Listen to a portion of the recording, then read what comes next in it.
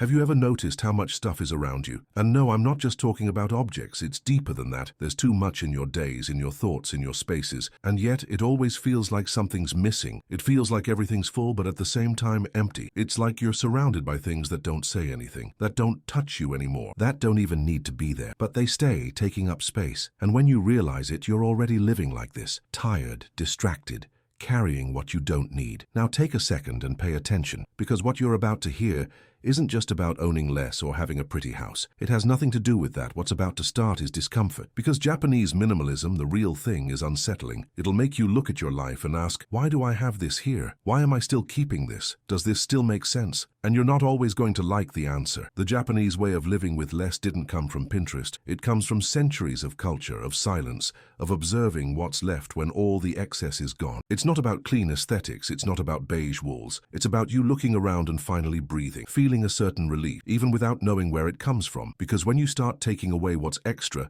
you start to hear what's left. And then for the first time in a long time, everything makes sense again. You might even think this is an exaggeration, but look around you now. Do you really need all this? Does everything you keep there have any real meaning, or is it just fear of making space? Because making space is scary. It gives you vertigo. But you know what's scarier? Living a life cluttered with things, with commitments, with distractions, without ever being able to feel peace. There's something in this Japanese way of seeing life that we here have forgotten. They understand the value of silence, of not doing, of not filling, and in that silence, there's something we've lost. Presence. When your house stops shouting, you can hear what matters. When your objects stop consuming you, you feel light. And when you live with what really has meaning, you become more you, without noise, without disguise. The problem is that we learn to hold on to everything, to save everything, to not let go. Because what if we need it someday, right? But what if you really need what you no longer have space to feel, space to change, space to breathe? The excess weighs you down, emotionally too, and you carry it. Each thing you keep is a decision you haven't made, a fear you didn't want to face, a piece of the past you insist on keeping close just so you don't have to face the emptiness. But emptiness, in Japanese minimalism, it's not a problem. Emptiness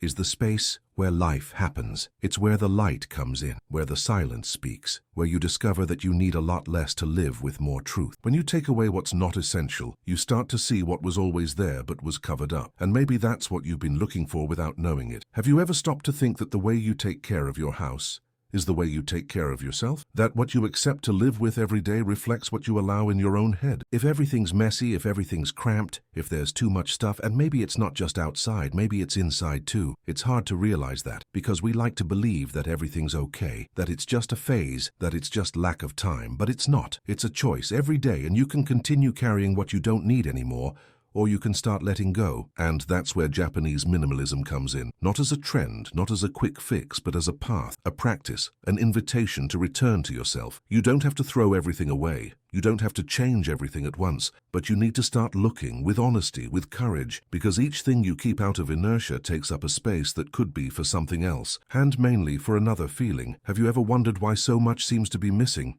Even with everything you have. Have you thought about what your house would say if it could talk? Because it speaks, with each object, with each ignored corner, with each postponed choice. And maybe it's time to listen. Japanese culture teaches this without big speeches. They show it in the way they live, in the way each object has a place, in the respect for time, for silence, for space. And we, so full of everything, have forgotten the value of living with little, but with meaning. You know that feeling of lightness that you almost don't feel anymore? That peace that seems impossible in the middle of the chaos? It doesn't come from outside. It's not in a trip, nor in a new purchase. It's there, underneath everything you've kept without thinking. And it can be rediscovered, but only when you decide to make space. And no, this isn't about living with 3 t-shirts or having the whole house white. This is about you looking at what surrounds you and asking with sincerity, does this still serve me? Does this still represent who I am? Or did it just stay because I didn't have the courage to let go? Japanese minimalism will demand presence from you. It will ask you for care. It will make you realize that what's left after the excess is gone, is exactly what you need. No more, no less. Are you willing to look for real? Are you ready to face what's been hidden under the mess? Only, and only, only. Are you still there? Because what's coming now isn't light. It's going to demand something that almost no one wants to offer. Total presence. It's going to hurt at times. It's going to put you face to face with truths you've been avoiding,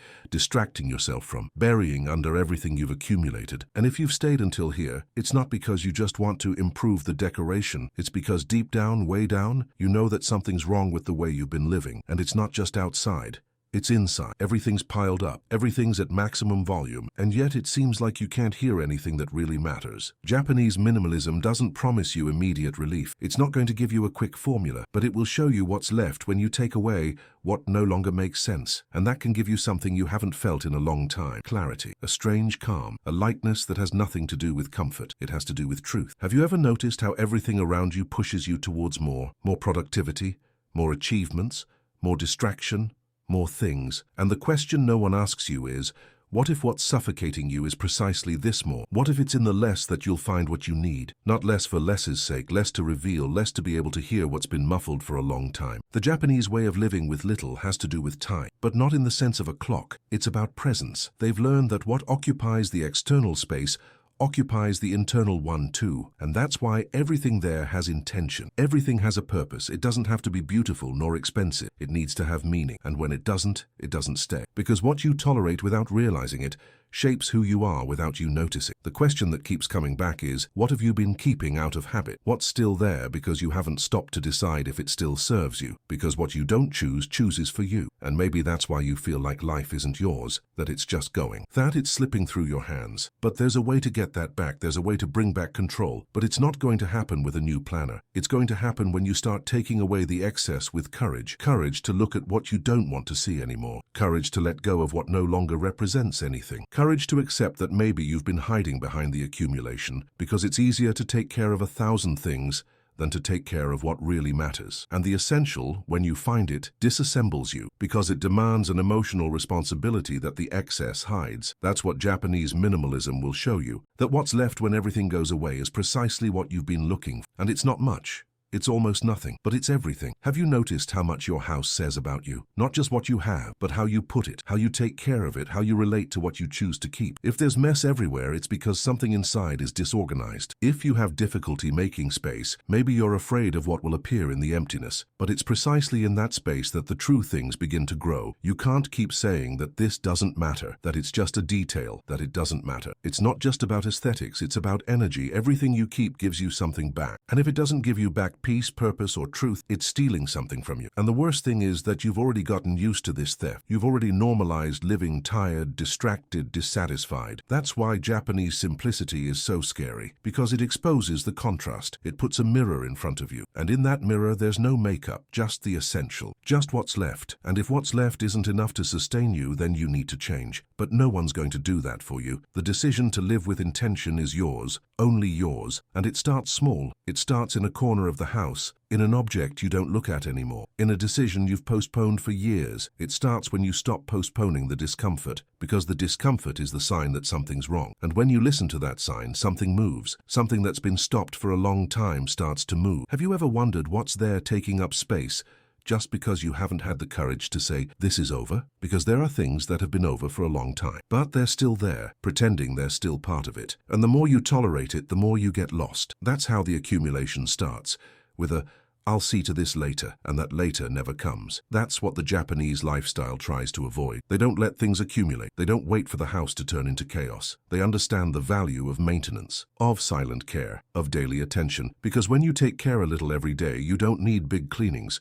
You don't need drastic changes. You fine-tune, you adjust, and life gets lighter, cleaner, more yours. But that demands presence, and we're always somewhere else, always thinking about what comes next, always running to take care of everything. But what if you stop, just for a moment, to look for real, to feel, to understand why you still live surrounded by things that no longer touch your soul? It's not about decluttering for the sake of decluttering. It's about remembering who you were before all this, before the automatic consumption, before the constant comparison, before the need to prove something. Japanese minimalism invites you to come back, to reconnect with what's essential for you. Not to please others, not to fit into a pattern, but to feel whole again. Can you remember the last time you felt whole, that you didn't need anything else, that only what you had there was enough? Maybe it was in a simple place, in a brief moment, in a small gesture, and that's what it's about living with what's enough, with what has soul, with what gives you back peace. But you need to choose, and choosing hurts, because saying yes to a life with meaning is saying no to a lot of things. It's losing what was excess. It's giving up the comfort of distraction. It's facing head-on what you've been avoiding. But that's the only way you start to live for real, without needing to fill everything, without needing to hide, without needing to prove. If you've made it this far, it's because you know it's time to change, that you can't keep accumulating anymore, that something needs to go away so that another, truer,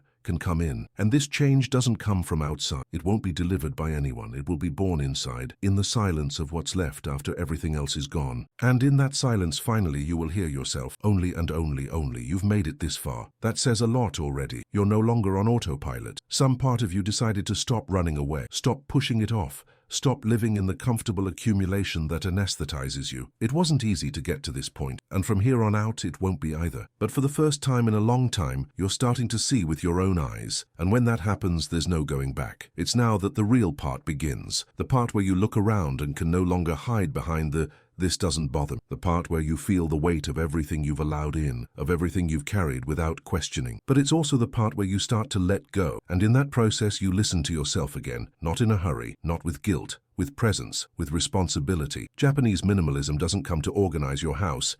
It comes to disorganize your illusion. It comes to disassemble the way you've been piling up life without pause, without criteria, without connection. It comes to remind you that emptiness is not a threat, it's an invitation. That silence is not absence, it's space for something new to emerge. And that having little is not loss, it's freedom. But freedom has a price. The price is letting fall what no longer sustains itself, even if you've gotten used to it, even if you've become attached, and that messes with you. Because a lot of what you have there, a lot of what occupies space and memory, was never chosen with intention. It just stayed. It just kept staying.